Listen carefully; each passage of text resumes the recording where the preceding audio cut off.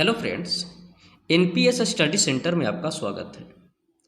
आज हम previous paper NTPC का एनालिसिस देखेंगे जो ओरिजिनल पेपर से कराया जा रहा है और इसी तरीक़ा से सेशन में लगातार बने रहिएगा। आगे भी हम ग्रुप डी और एनटीपीसी का मेंस और पीटी इसका देखेंगे, एलपी का, उसका भी हम कंटिन्यू सेशन लाते रहेंगे जो ओरिजिनल पेपर से है। ओरिजिनल पेपर का ही हम इस चैनल पर ज़्यादा एनालिसिस अभी करवा रहे हैं और उससे आपका एक अनुमान लगेगा कि किस पेपर से कितना क्वेश्चन उठाया जा रहा है।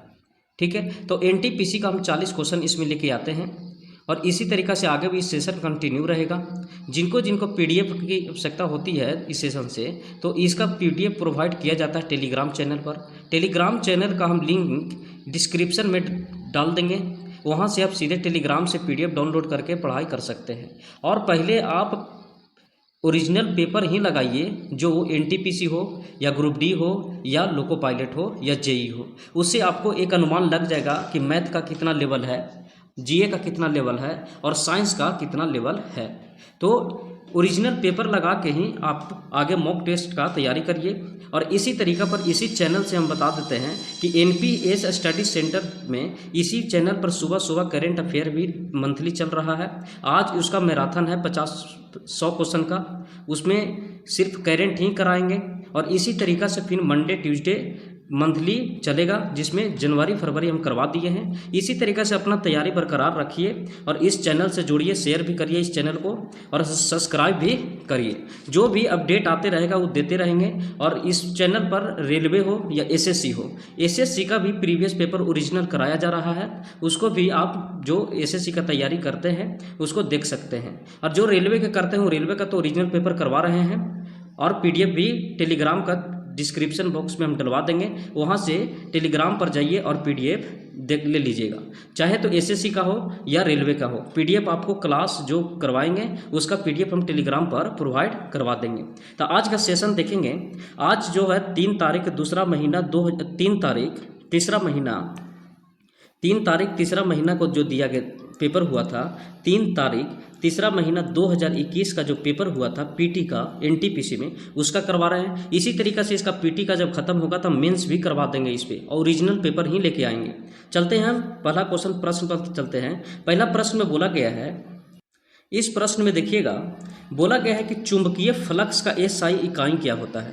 चुंबकीय फ्लक्स का एसआई इकाई क्या होता है? तो चुंबकीय फ्लक्स का एसआई इकाई होता है वेबर। अगर हम बात करते हैं चुंबकीय फ्लक्स का, तो ये मानते हैं कि नॉर्थ पोल हुआ और ये साउथ पोल हुआ, नॉर्थ पोल और साउथ पोल हुआ, नॉर्थ और साउथ। और यहाँ से जो चुंबकीय बल रेखाएँ जो निकलता है, चुंबकीय बल रेखाएँ निकलता है, यही चुंबकीय बल रेखाएं के समूह को जो देख रहे हैं, इस समूह बनेगा, इसी को हम कहते हैं फ्लक्स। क्या बोलते हैं? तो इसी को हम कहते हैं फ्लक्स। और फ्लक्स का एसआई मात्रक बोलेगा तो वेबर होता है, फ्लक्स का एसआई मात्रक होगा वेबर। अगर हम बात करते हैं फेराडे का, तो इसमें फेराडे देखिए कि फेराडे ने दिया था रासायनिक प्रभाव भी दिया था। फेराडे ने 2 दिया था, एक दिया था रासायनिक प्रभाव और विद्युत चुंबकीय प्रेरणा की भी खोज यही किए थे। विद्युत चुंबकीय प्रेरणा की भी खोज किए थे। विद्युत चुंबकीय प्रेरणा के कौन किए थे? तो फेराडे ने किए थे। रासायनिक प्रभाव कौन दिए थे? तो फेराडे ने दिए थे। अगर हम पास्कल का बात करिएगा तो पास्कल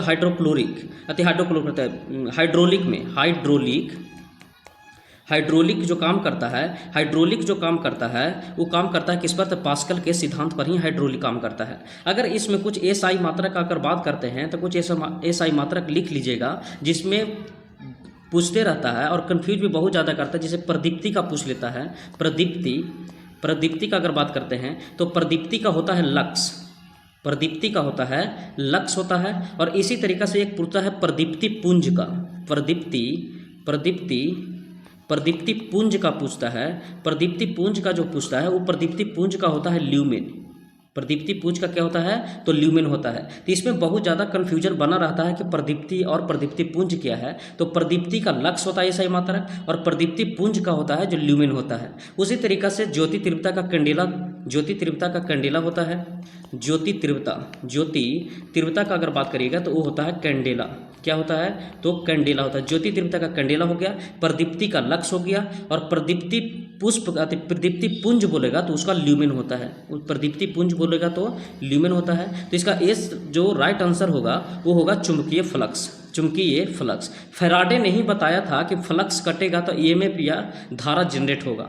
कौन बताया था? तो फैराडे ने बताया था। तो फैराडे का नियम याद रखिएगा, ये रासायनिक प्रभाव भी दिया था और विद्युत चुंबकीय प्रेरणा के भी सिद्धांत दिया था। कौन? तो फैराडे दिया था। अगले प्रश्न पर हम चलेंगे।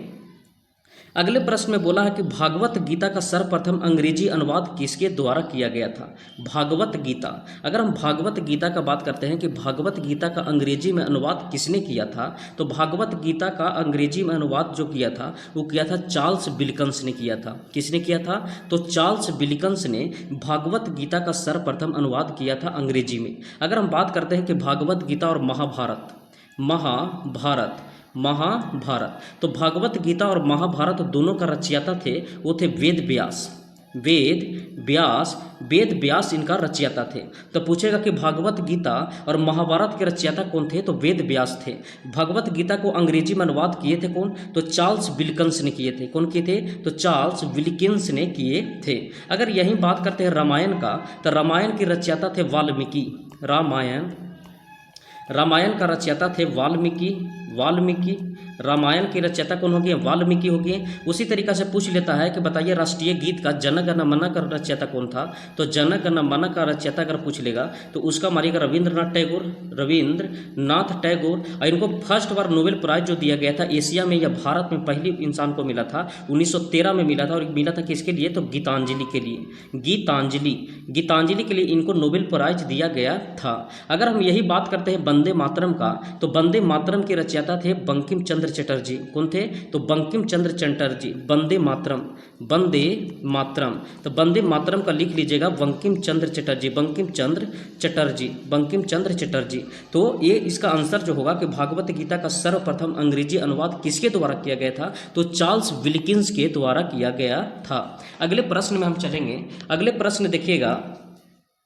इस प्रश्न में देखिएगा, बोला है कि लखनऊ में 1857 का विद्रोह का नेतृत्व कौन किया था? तो अगर लखनऊ में 1857 का बात करिएगा तो लखनऊ का नेतृत्व कर रहे थे बेगम हजरत महल।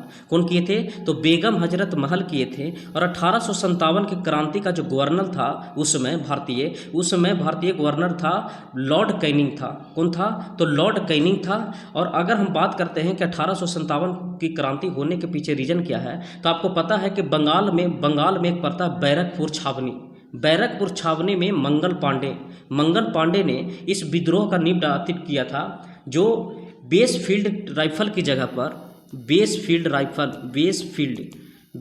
राइफल की जगह पर आया था इनफील्ड राइफल। और इनफील्ड राइफल का खासियत क्या था कि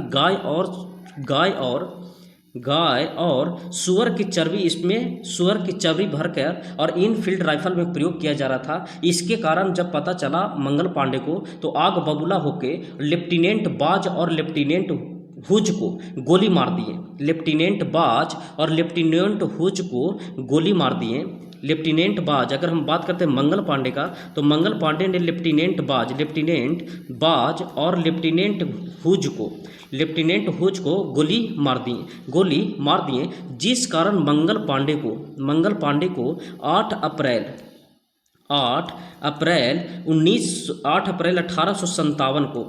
1857 को फांसी दे दिया गया। 8 अप्रैल 1857 को मंगल पांडे को फांसी दे दिया गया। अब इसी तरीक़ा से 1857 का विद्रोह आगे बढ़ता चल गया। जब अब समय आया 10 मई 1857 को 20 नेटिव इन्फेंट्री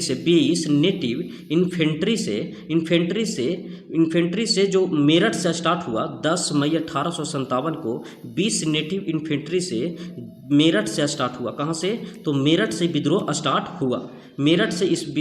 स्टार्ट हुआ। और इसमें संदेश जो दिया जा रहा था वो कमल और रोटी का दिया जा रहा था। कमल और रोटी का संदेश दिया जा रहा था। तो पूछेगा कि बताइए कि इसका क्या संदेश क्या था, तो कमल और रोटी था। यह स्टार्ट हुआ था मेरठ के 20 नेटिव इन्फेंट्री को 10 मई 1857 का स्टार्ट हुआ, 10 मई 1857 से स्टार्ट हुआ। जिसमें बात करिएगा तो दिल्ली से जो नेतृत्व कर रहे थे, वो दिल्ली से नेतृत्व कर रहे थे, दिल्ली से वो कर रहे थे बहादुर शाह जफर। बहादुर शाह कौन कर रहे थे, तो बहादुर शाह जफर कर रहे थे। अगर वही बात करते हैं बरेली से, तो बरेली से कर रहे थे खान बहादुर खान। खान बहादुर खान कर रहे थे। उसी तरीके से हम बात करते हैं कानपुर से, तो कानपुर से जो बात कर रहे थे, कानपुर से कर रहे थे नाना साहेब नेतृत्व कर रहे थे। फिर झांसी से देखिएगा तो झांसी से लक्ष्मीबाई कर रही थी, झांसी से लक्ष्मीबाई, इसी को नाम पड़ा है मन्नूबाई बोलते हैं। क्या बोलते हैं, तो मन्नूबाई भी बोलते हैं। अच्छा, इलाहाबाद से अगर बात करिएगा तो इलाहाबाद से कर रहे थे लियाकत अली। इलाहाबाद से कर रहे थे कौन, तो लियाकत अली। इलाहाबाद, तो इलाहाबाद से कर रहे थे कौन, तो लियाकत अली। लियाकत अली कर रहे थे इलाहाबाद से। जगदीशपुर से कर रहे थे वीर कुंवर सिंह कर रहे थे कहाँ से, तो जगदीशपुर से वीर कुंवर सिंह कर रहे थे। अगर तात्या टोपे का बात करिएगा तो तात्या टोपे कर रहे थे ग्वालियर से। कहाँ से कर रहे थे, तो ग्वालियर से तात्या टोपे कर रहे थे। ग्वालियर से कौन कर रहे थे, तो तात्या टोपे कर रहे थे। तो क्या बताएं, दिल्ली से कर रहे थे बहादुर शाह, बरेली से कर रहे थे खान बहादुर खान, कानपुर से कर रहे थे नाना साहेब, झांसी से कर रहे थे लक्ष्मीबाई, इनका मूल नाम क्या था, मन्नूबाई, इलाहाबाद से कर रहे थे लियाकत अली, और कुंवर सिंह कर रहे थे जगदीशपुर से, और तात्या टोपे कर रहे थे ग्वालियर से। और अगर पटना का बात करिएगा तो पटना से नेतृत्व कर रहे थे पीर अली। पटना से कौन कर रहे थे, तो पीर अली कर रहे थे। तो बता दिए लखनऊ का 1857 का विद्रोह कौन कर रहे थे, तो बेगम हजरत महल कर रहे थे। अगले प्रश्न में हम चलेंगे। अगले प्रश्न में बोला है कि भारत के मुख्य चुनाव आयुक्त का बात करेंगे। तो भारत के मुख्य चुनाव आयुक्त का कार्यकाल जो होता है वो 6 वर्ष होता है। 6 वर्ष या 65 वर्ष होना चाहिए। 6 वर्ष या 65। अगर हम बात करते हैं कि मानते हैं कि अगर जो भी मुख्य निर्वाचन आयुक्त चुने जाते हैं, अगर उनका मानते हैं वर्तमान में 60 ईयर पर चुनेंगे, ठीक है। तो अगर 6 साल उसमें जोड़िएगा तो 66 साल हो जाएगा। तो 66 साल तो 1 साल तो एक्स्ट्रा हो गया। इसलिए बताया जाता है कि चाहे तो 6 साल अगर आपको एज अगर बच रहा है तो 6 साल कार्य करिए, और नहीं तो फिर 65 पर आपको मतलब कि इस्तीफा या इस्तीफा देना पड़ेगा। तो 6 वर्ष या 65 वर्ष इनका कार्यकाल होता है। अगर भारत का मुख्य चुनाव आयुक्त का बात करते हैं तो भारत के मुख्य चुनाव आयुक्त का जो आर्टिकल दिया है, भारत के मुख्य चुनाव आयुक्त वो दिया है 324 में। किस में दिया है, तो 324 में दिया है। और इसमें जो गठन हुआ था भारत मुख्य चुनाव आयुक्त का, वो हुआ था 25 जनवरी 1950 का गठन हुआ था। 25 जनवरी 1950 का गठन हुआ था। और पहला जो मुख्य चुनाव आयुक्त थे वो थे सुकुमार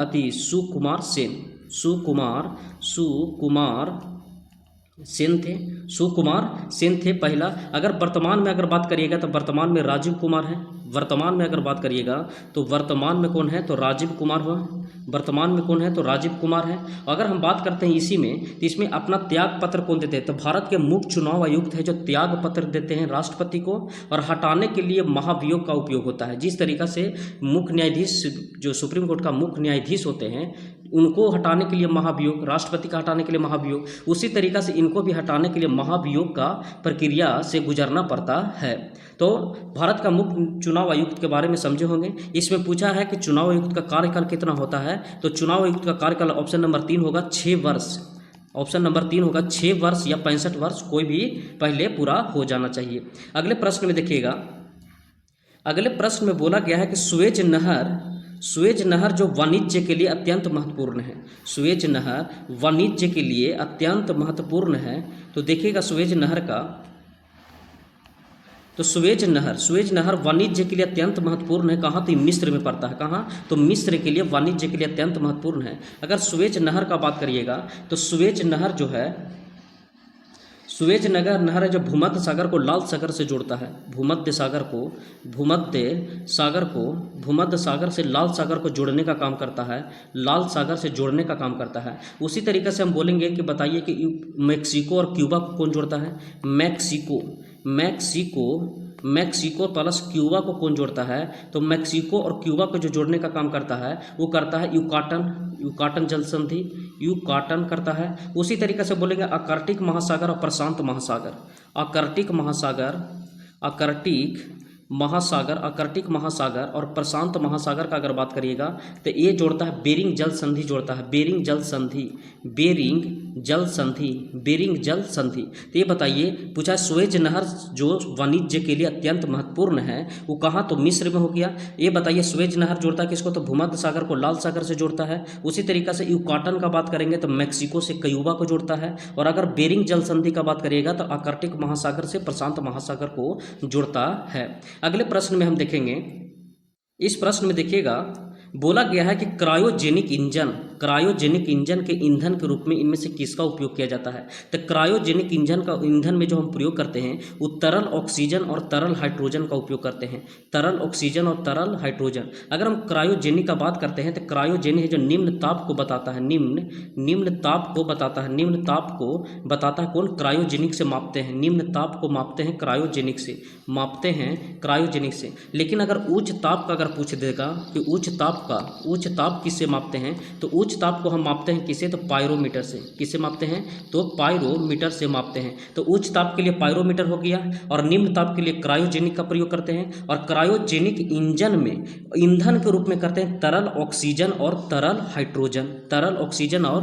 हाइड्रोजन का हम उपयोग करते हैं। अगले प्रश्न में देखिएगा, अगले प्रश्न में बोला गया है, इस प्रश्न में देखिएगा बोला है भारत के राष्ट्रीय पुस्तकालय कहाँ स्थित है? अगर भारत का राष्ट्रीय पुस्तकालय का बात करिएगा कि भारत के राष्ट्रीय पुस्तकालय कहाँ स्थित है तो वो है कोलकाता में।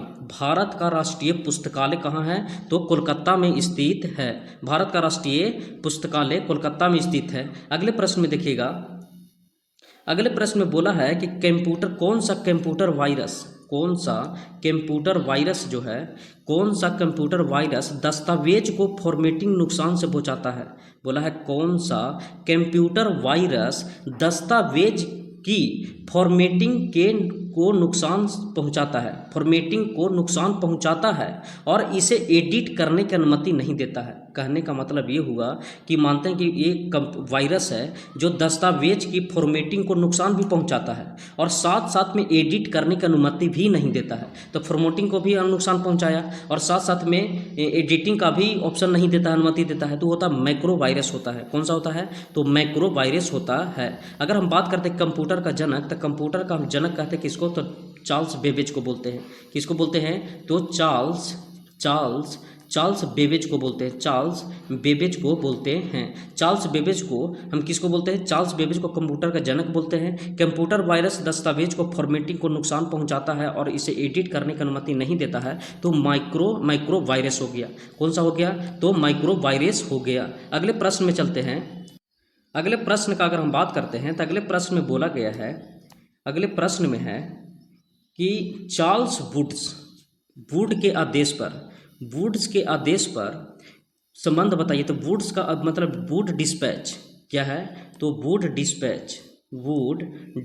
अगर हम वुड डिस्पैच का बात करते हैं, वुड डिस्पैच का अगर हम बात करते हैं डिस्पैच का, तो वुड डिस्पैच जो भेजा था चार्ल्स वुड ने भेजा था। किसने भेजा था? तो चार्ल्स वुड ने भेजा था। चार्ल्स वुड ने नाम था उसको चार्ल्स वुड्स ने भेजा था। चार्ल्स वुड्स ने किसको भेजा था? तो भेजा था डलहौजी को, जो भारत का गवर्नर था, उसमें गवर्नर जनरल था। किसको भेजा था? तो डलहौजी को भेजा था। और डलहौजी ने इसे 1854 में भेजा था। 1854 में भेजा और डलहौजी ने 1854 में इसको लागू भी कर दिया। भारत में 1854 में वुड डिस्पैच को लागू कर दिया। अगर पूछेगा कि वुड डिस्पैच किससे संबंध है, तो शिक्षा से संबंधित है। किससे? शिक्षा से संबंधित है। इसलिए वुड डिस्पैच को हम कहते हैं, भारत में अंग्रेजी शिक्षा का मैग्ना कार्टा कहा जाता है। भारत में अंग्रेजी शिक्षा का मैग्ना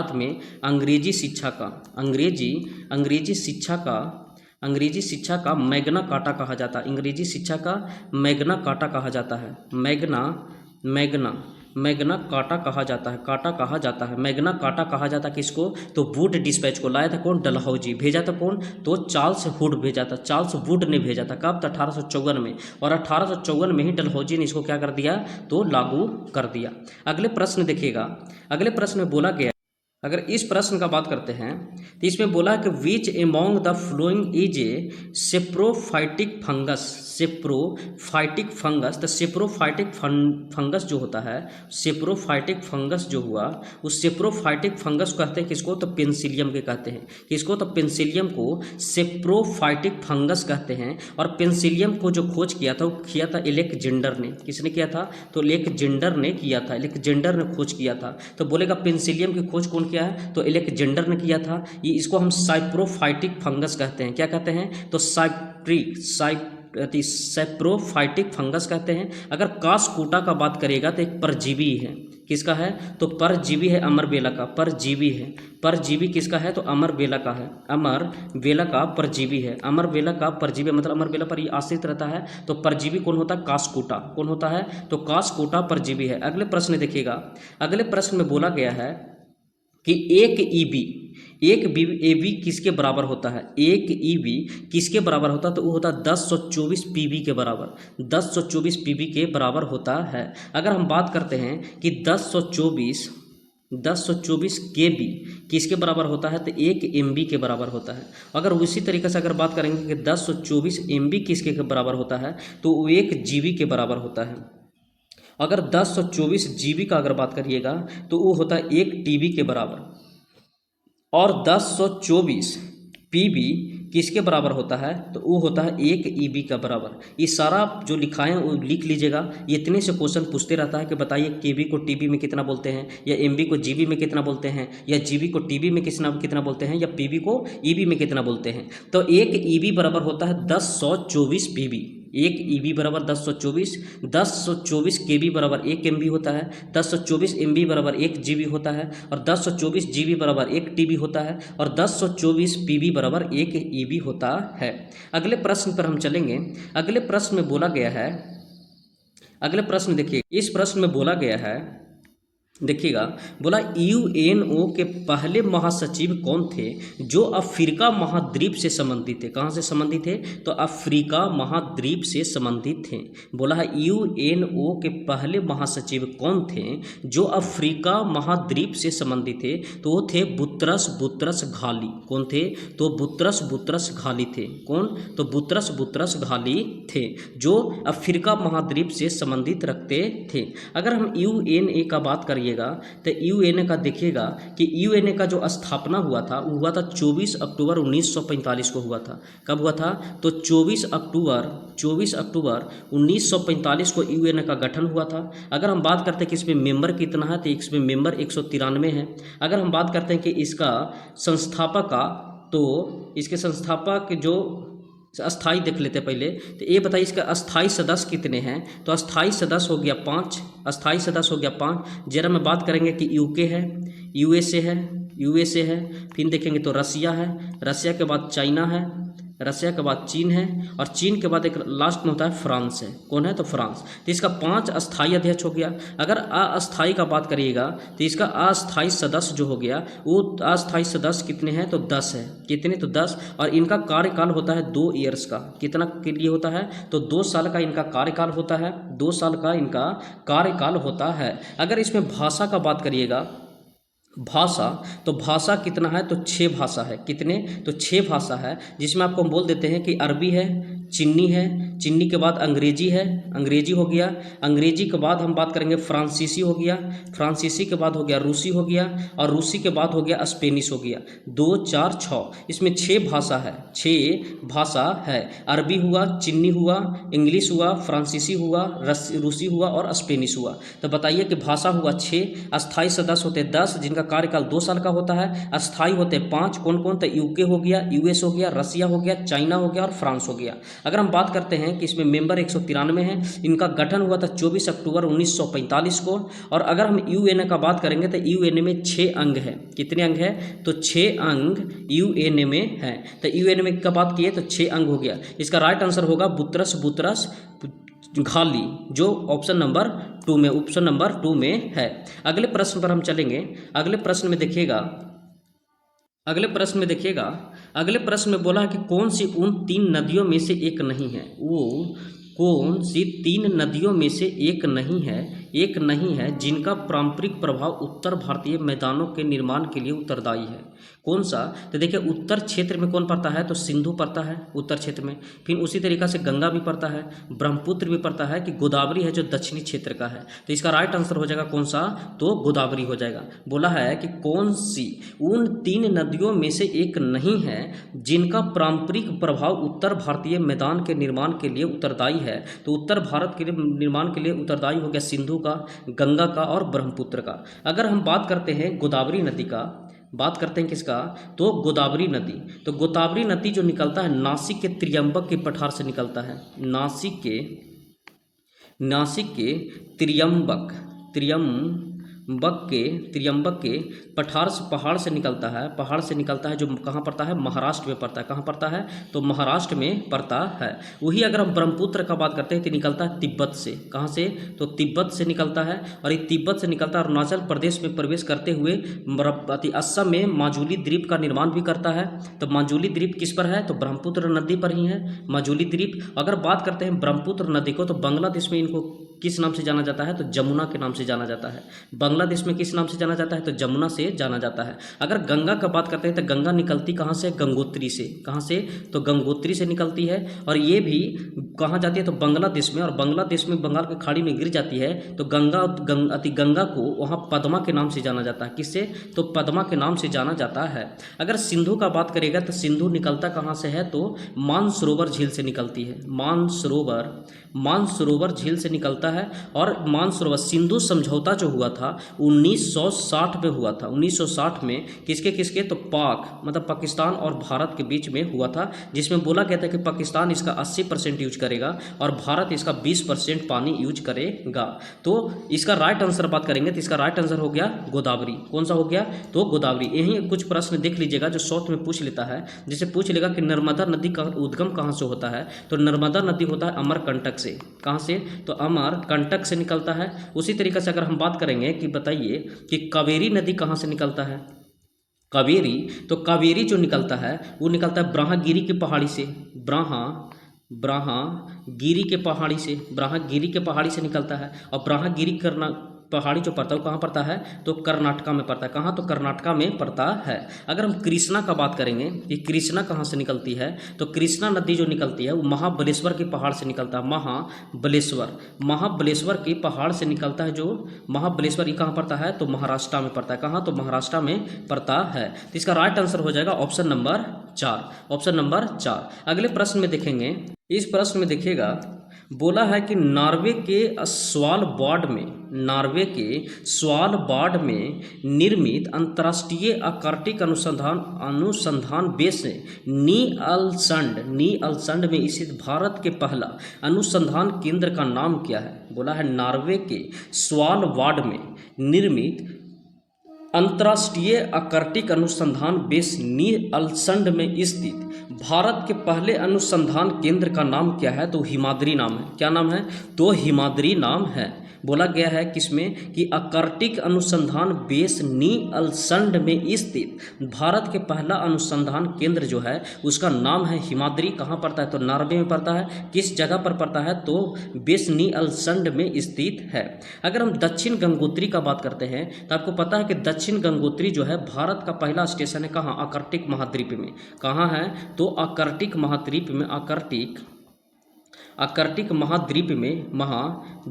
आर्कटिक महाद्वीप में भारत का पहला स्टेशन है। कौन सा? तो दक्षिण गंगोत्री है। कौन सा है? तो दक्षिण गंगोत्री जो है वो आर्कटिक महाद्वीप में भारत का पहला स्टेशन है। अगर बात करते हैं कि अंतर्राष्ट्रीय आर्कटिक अनुसंधान बेस के नीअलसंड में स्थित भारत का पहला अनुसंधान कौन हो गया? तो हिमाद्री हो गया। आर्कटिक महाद्वीप में भारत का पहला स्टेशन कौन सा हो गया? तो दक्षिण गंगोत्री हो गया। अगले प्रश्न में देखेंगे। अगले प्रश्न में देखिएगा। इस प्रश्न में बोला गया है कि राष्ट्रीय कवि राम सिंह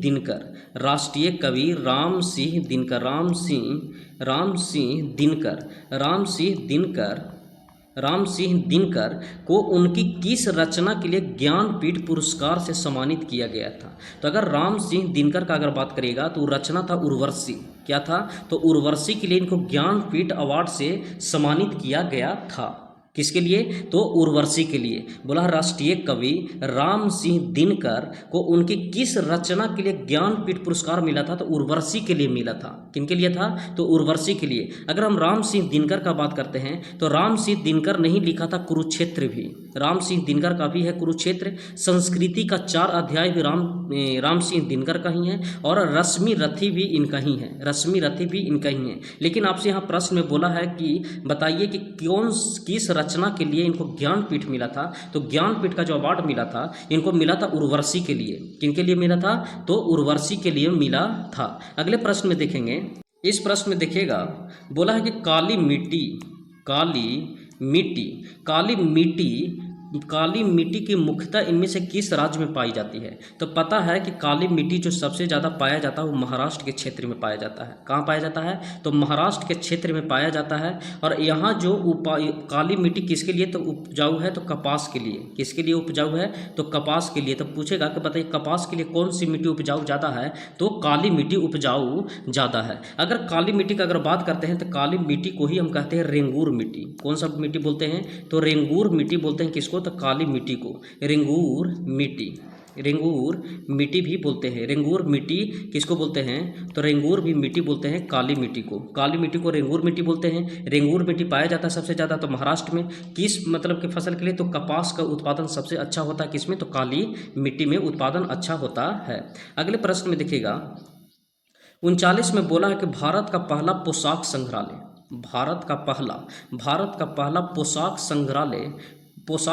किस राज्य में है? तो वो है गोवा में। भारत का पहला पोशाक संग्रहालय किस राज्य में स्थित है? तो वो है गोवा में। किस में है? तो गोवा में स्थित है। कहाँ है? तो गोवा में स्थित है। अगले प्रश्न पर हम चलेंगे।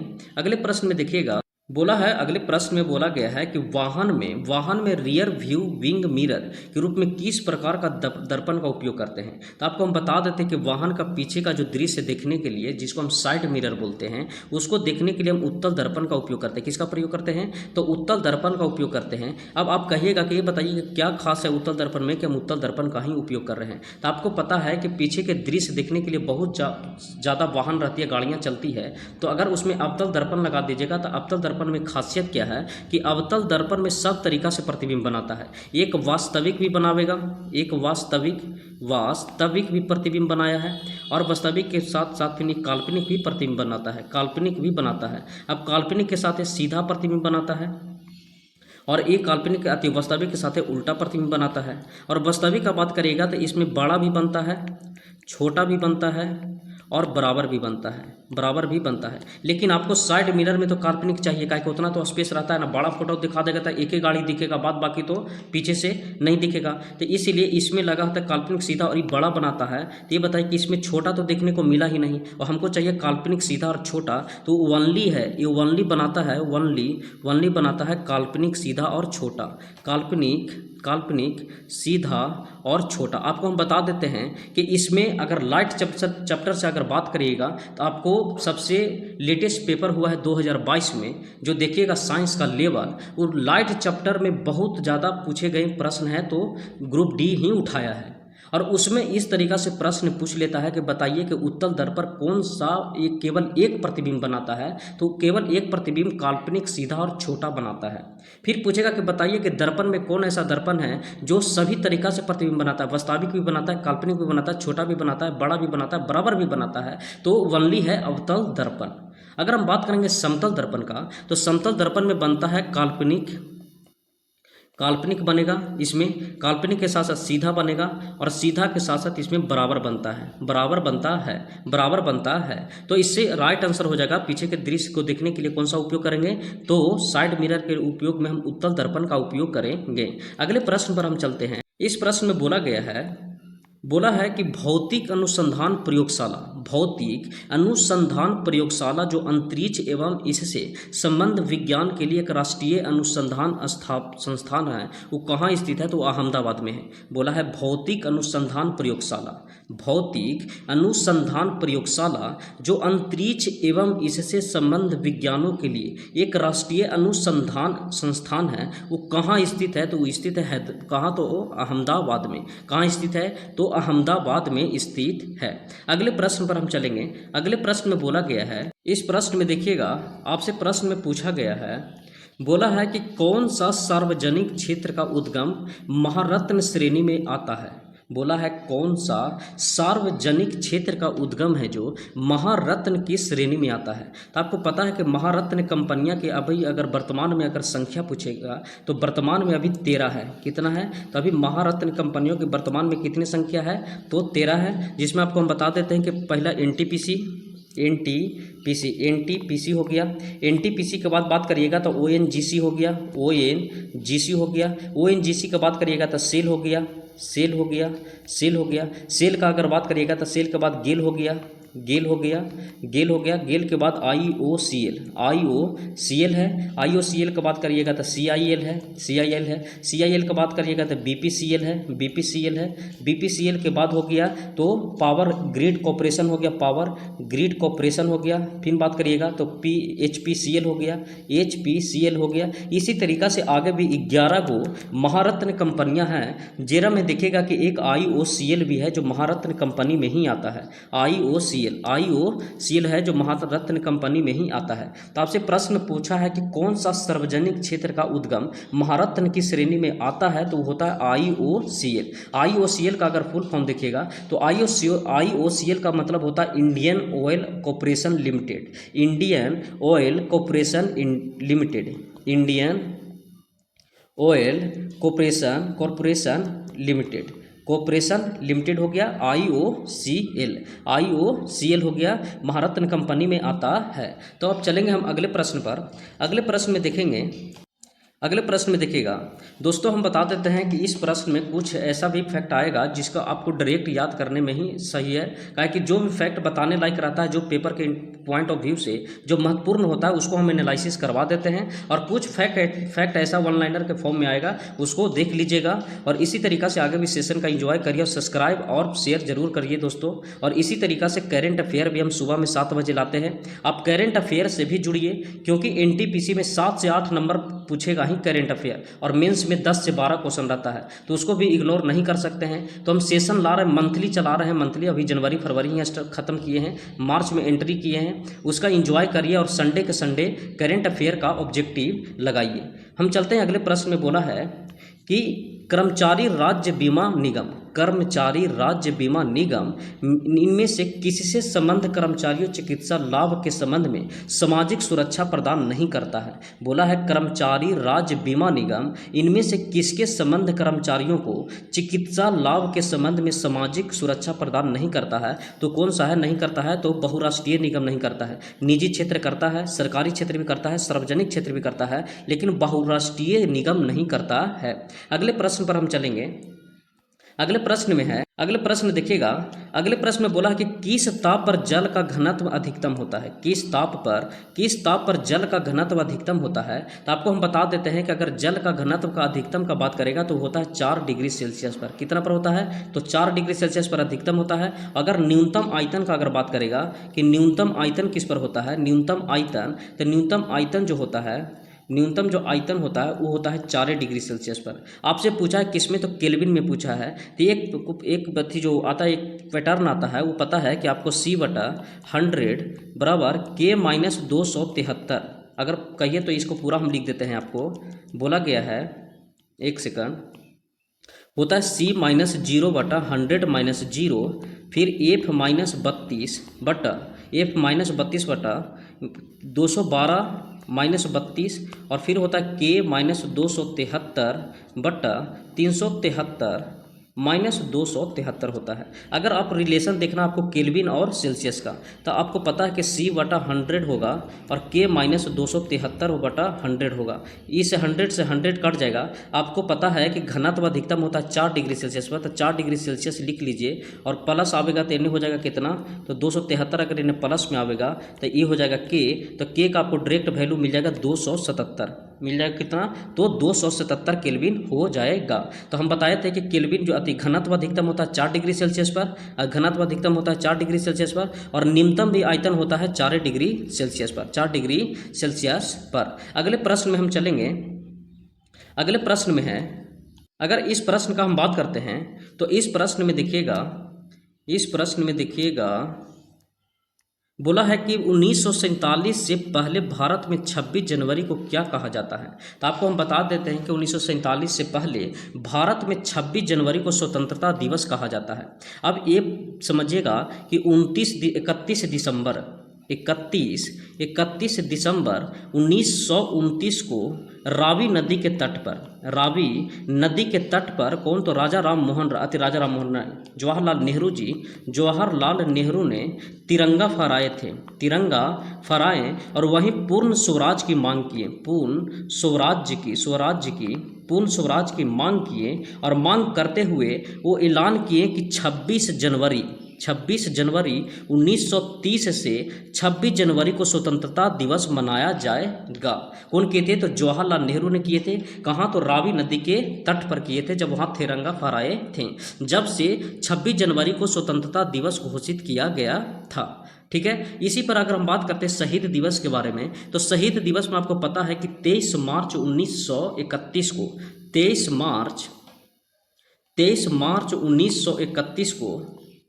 1931 को शहीद सेनानियों का बात करेगा तो भगत सिंह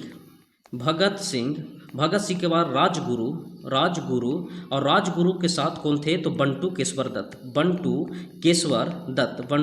दत्त को फांसी दिया गया था। इसीलिए मनाया जाता शहीद दिवस 23 मार्च को। कब मनाया जाता है, तो 23 मार्च को शहीद दिवस मनाया जाता है। अगर संविधान दिवस का बात करिएगा तो संविधान दिवस मनाया जाता है 26 नवंबर 1949 को 1949 को संविधान को अंगीकृत किया गया था। संविधान को क्या किया गया था, तो अंगीकृत किया गया था। इसीलिए संविधान दिवस मनाया जाता है 26 नवंबर को।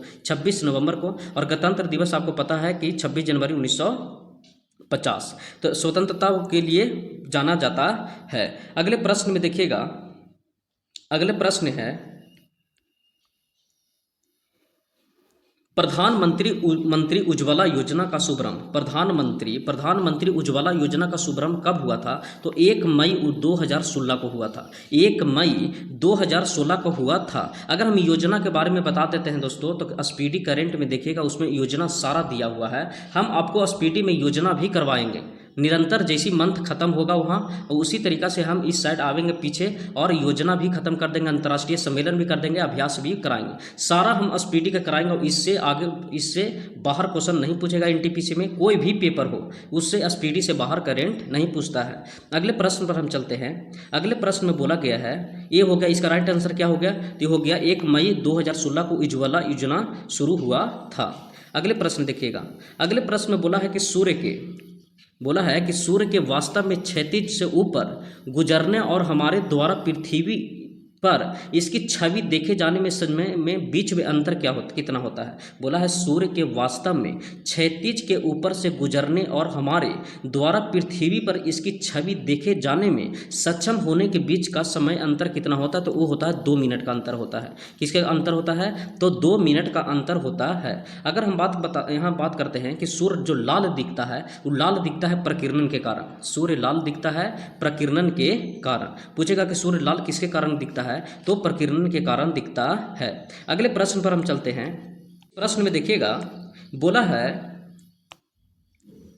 इस प्रश्न में बोला गया है कि किसी विधेयक का धन विधेयक घोषित करने का निर्णय कौन लेता है। आपको पता है कि धन विधेयक के बारे में समझिए कि धन विधेयक जो लाया जाता है वो लोकसभा से ही स्टार्ट होता है। अगर हम आपको बता देते हैं कि धन विधेयक लाने से पहले राष्ट्रपति से परमिशन लेना पड़ता है, और अगर राष्ट्रपति परमिशन दे दिए तो धन विधेयक लोकसभा से स्टार्ट होता है और राज्यसभा में जाता है। लेकिन राज्यसभा जो है, राज्यसभा मात्र 14 दिन ही रोक सकते हैं धन विधेयक को, 14 दिन ही रोक सकते हैं। 14 दिन के बाद ये ऑटोमेटिक पारित हो जाता है, क्योंकि धन विधेयक लाने से पहले राष्ट्रपति से परमिशन ले लिया गया था और इसके बाद लोकसभा धन विधेयक को पारित किया और भेजा कहाँ, तो राज्यसभा के पास। और राज्यसभा को अब इसमें है 14 दिन ही राज्यसभा रोक सकता है। 14 दिन के बाद 15वां दिन ऑटोमेटिक धन विधेयक पारित हो जाता है और धन विधेयक का घोषित करने की जो निर्णय लेते हैं वो लेते हैं लोकसभा के अध्यक्ष लेते हैं। कौन लेते हैं, तो लोकसभा के अध्यक्ष लेते हैं। तो समझ गए होंगे कि राज्यसभा कितना दिन रोक सकता है, तो 14 दिन। आपसे डायरेक्ट प्रश्न पूछेगा कि बताइए कि धन विधेयक को राज्यसभा कितने समय तक रोक सकता है, तो 14 दिन तक ही रोक सकता है। अगर हम यहाँ राष्ट्रपति का बात करेंगे तो राष्ट्रपति, आपको पता है कि भारत के जो राष्ट्रपति हुए वो पद दिया हुआ है आर्टिकल नंबर 52 में। अगर बात करिएगा तो शपथ लेते हैं 60 में, और ये देखिएगा महाभियोग जो होता है वो होता है 61 में। अगर राष्ट्रपति को क्षमा दान करना है तो राष्ट्रपति का क्षमा दान का आर्टिकल दिया है 72 में। किसमें, तो आर्टिकल दिया है 72 में। अगर हम भारत के राष्ट्रपति का अगर बात करते हैं तो भारत के राष्ट्रपति का बनने के लिए न्यूनतम एज होता है कितना होना चाहिए, तो 35 साल होना चाहिए। उपराष्ट्रपति के भी बनने के लिए 35 साल होना चाहिए। राष्ट्रपति को शपथ कौन दिलाते हैं, तो सुप्रीम कोर्ट के न्यायाधीश दिलाते हैं। और बताइए कि राष्ट्रपति अपना त्याग पत्र किनको देते हैं, तो वाइस प्रेसिडेंट को त्याग पत्र देते हैं। ठीक है। उसी तरीके से अगर हम बात करते हैं भारतीय रिजर्व बैंक के बारे में, आरबीआई के बारे में, तो आरबीआई के समझिएगा कि आरबीआई का गठन हुआ था 1935 में। कब हुआ था, तो 1935 में, 1 जनवरी 1935 में हुआ था। अगर इसका राष्ट्रीयकरण का बात करिएगा तो राष्ट्रीयकरण हुआ था 1949 में। राष्ट्रीयकरण कब हुआ था, तो 1949 में इनका राष्ट्रीयकरण हुआ था। अगर भारतीय गवर्नर का बात करिएगा कि पहला भारतीय गवर्नर कौन थे, तो पहला भारतीय गवर्नर जो थे सीडी देशमुख थे। सीडी देशमुख थे भारतीय गवर्नर। ठीक है। तो इसी तरीके से इसका जो आंसर हो जाएगा, लोकसभा का अध्यक्ष होगा जो धन विधेयक घोषित करने का निर्णय लेता है। अगले प्रश्न में हम देखेंगे, अगले प्रश्न में बोला गया है कि निम्नलिखित में से किसका निर्माण सम्राट अकबर ने नहीं कराया था। सम्राट अकबर ने नहीं करवाया था। तो अगर हम बात करते हैं सम्राट अकबर के बारे में, तो सम्राट अकबर ने आगरा का किला सम्राट अकबर ने करवाए थे, फतेहपुर से सिकरी भी करवाए थे, दिल्ली का जमा मस्जिद जो है ना ये करवाए थे शाहजहां ने। किसने कराया था, तो शाहजहां ने करवाए थे। शाहजहां ने करवाए थे। और बुलंद दरवाजा भी करवाए थे, तो अकबर ने कराए थे। अगर बात करते हैं कि आगरा के किला को, तो आगरा के किला को 1983 में यूनेस्को के साइट में डाला गया था, यूनेस्को में हेरिटेज में शामिल हुआ था। अगर फतेहपुर सिकरी का बात करेगा तो फतेहपुर सिकरी जो शामिल हुआ था वो हुआ था 1986 में। कब हुआ था, 1986 में। और बुलंद दरवाजा कहाँ पड़ता है, तो यूपी में पड़ता है। ये फतेहपुर सिकरी भी पड़ता है यूपी में, और आगरा का किला भी पड़ता है यूपी में। तो आपसे प्रश्न पूछा था कि किसका निर्माण सम्राट अकबर ने नहीं कराया था, तो दिल्ली का जमा मस्जिद का शाहजहां ने करवाया था, अकबर ने नहीं करवाया था। तो इसका राइट आंसर जो हो जाएगा वो राइट आंसर होगा दिल्ली का जमा मस्जिद, दिल्ली का जमा मस्जिद। अगले प्रश्न पर चलते हैं। अगले प्रश्न देखिएगा, अगले प्रश्न में बोला गया है, बोला कि ग्रेनाइट चट्टान किस प्रकार की चट्टानें हैं। तो ग्रेनाइट चट्टान है जो एक आग्नेय चट्टान होता है। कैसा होता है, तो आग्नेय चट्टान होता है। अगर अब सादी चट्टान का बात करेगा तो अब सादी चट्टान होता है जैसे बलुआ पत्थर हो गया, बलुआ पत्थर हो गया, बलुआ पत्थर हो गया, बलुआ पत्थर हो गया, और यह चूना हो गया, चूना पत्थर हो गया। चूना पत्थर जो होता है, चूना पत्थर जो होता है वो क्या होता है, तो चूना पत्थर हो गया कौन सा, तो अवसादी चट्टान। अगर हम बात करते हैं कि चट्टान कितने प्रकार का होता है, तो अगर चट्टान पूछ लेगा तो चट्टान 3 प्रकार का होता है। कितने प्रकार का, तो 3 प्रकार का। एक होता है अवसादी चट्टान, एक होता है अवसादी चट्टान। अगर दूसरा बात करेगा तो दूसरा होता है आग्नेय चट्टान, आग्नेय चट्टान, आग्नेय चट्टान होता है। और तीसरा का बात करेगा तो तीसरा होता है कयांतरित चट्टान, कयांतरित चट्टान होता है। तो अब चट्टान 3 प्रकार के, अवसादी चट्टान, आग्नेय चट्टान, कयांतरित चट्टान होता है। अगर बात करिएगा कि ग्रेनाइट चट्टान किस प्रकार की चट्टानें हैं, तो आग्नेय चट्टान है। ग्रेनाइट कौन सा है, तो ग्रेनाइट है जो आग्नेय चट्टान में आता है। अगले प्रश्न पर देखिएगा, अगले प्रश्न में बोला गया है कि अर्थ अर्थ आवर प्रोग्रामर कब शुरू हुआ था?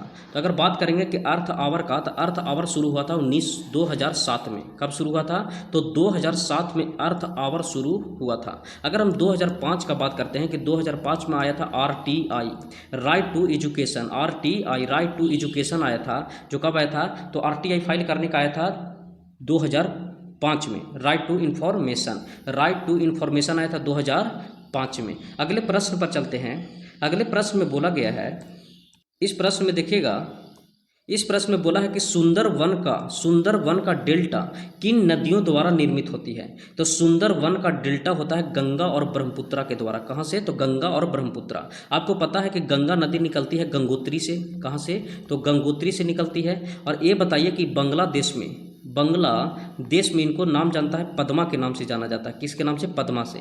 अगर ब्रह्मपुत्र का बात करते हैं तो निकलता है तिब्बत से निकलता है। और यह अरुणाचल प्रदेश होते हुए ब्रह्मपुत्र नदी पर ही पाया जाता है माजुली द्वीप। कौन सा द्वीप? तो माजुली द्वीप, जो असम में है। और ब्रह्मपुत्र नदी को बांग्लादेश में अगर बोलिएगा तो बांग्लादेश में इसको बोला जाता है जमुना के नाम से। किसके नाम से? तो जमुना के नाम से बोला जाता है, जमुना के नाम से। तो आपसे पूछा कि सुंदरवन का डेल्टा किन नदियों के द्वारा निर्मित होता है? तो गंगा और ब्रह्मपुत्र नदी के नाम से नदियों के द्वारा निर्मित होता है। अगले प्रश्न पर चलिएगा। अगले प्रश्न में है, इस प्रश्न में देखिएगा, बोला है,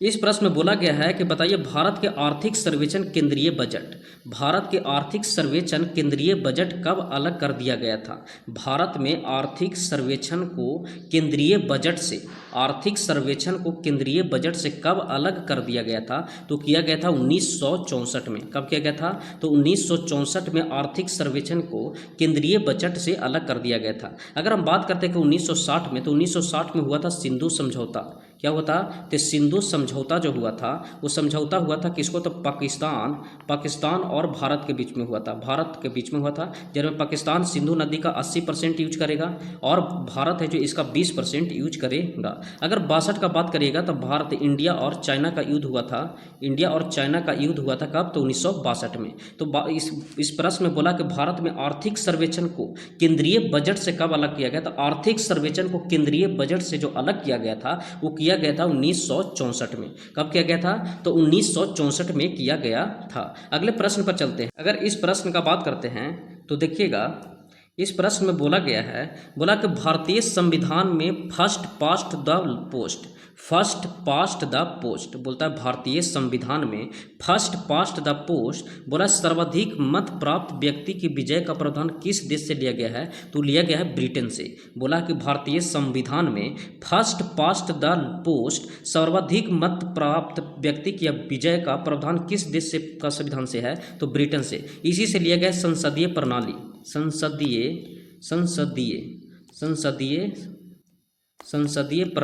संसदीय प्रणाली लिया गया है। अगर यहीं से बात करिएगा तो ब्रिटेन से ही लिया गया था विधि के समक्ष समानता,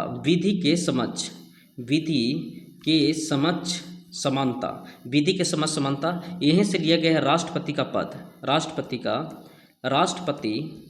का पद भी यहीं से लिया गया है। अगर अमेरिका से बात करेगा तो मौलिक अधिकार यहीं से लिया गया है। उपराष्ट्रपति का पद भी यहीं से लिया गया है। महाभियोग की प्रक्रिया भी यहीं से लिया गया है, अगर हम अमेरिका का बात करते हैं तो अमेरिका से न्यायिक सर्वेक्षण भी लिया गया है। न्यायिक सर्वेक्षण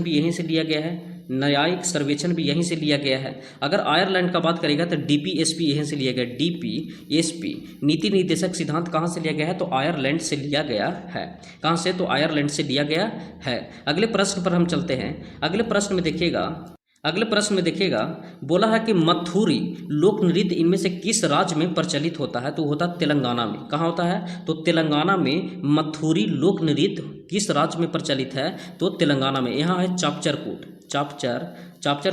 है कहाँ का? तो मिजोरम का। कहाँ? चापचरकूट मिजोरम का। मथुरी हो गया कहाँ का? तो तेलंगाना का। मथुरी हो गया तेलंगाना। अगर अगले प्रश्न का हम बात करते हैं, प्रश्न में देखिएगा, इस प्रश्न में बोला गया है कि हरी मटर का वैज्ञानिक नाम क्या है? तो हरी मटर का वैज्ञानिक नाम होता है पाइसम सटाइवम।